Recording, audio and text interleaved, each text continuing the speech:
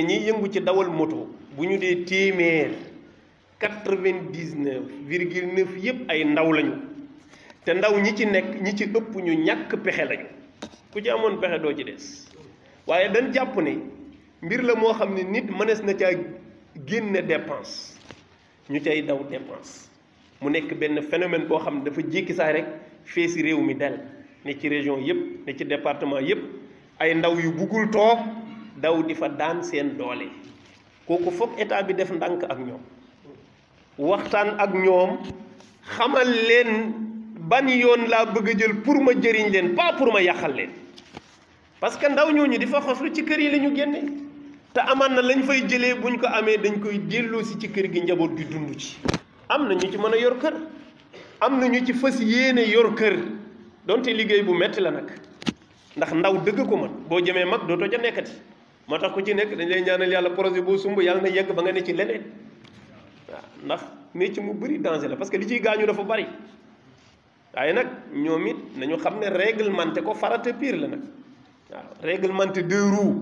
farata pire la ñoom am nañ ci intérêt société bi ci boppam am na ci intérêt nguur gi am na ci intérêt parce que li ci laxasu nag daa bëri koo xam ne yow yaa ngi daw te amoo benn imet lenn luñ mën a màndargalee ne yow la du numéro du dara ñii di ci def sob ñii di ci jël alalu jàmbur ñii di ci gaañ nit ñii di ci gaañu loolu dafay jaadu ñu réglementé ko loolu mooy dëgg moo tax mais nag loolu yëpp ñu def ko ci ndànk bu ci dara nekkee doole gis nga waxtaan mën naa maye lu nekk ci àddina waaw nañu waxtaan ak ñoom ñu wax leen ne am na lu mun ta ñàkk ab dëkk dañ koy organiser ab dëkk dañ koy réglementé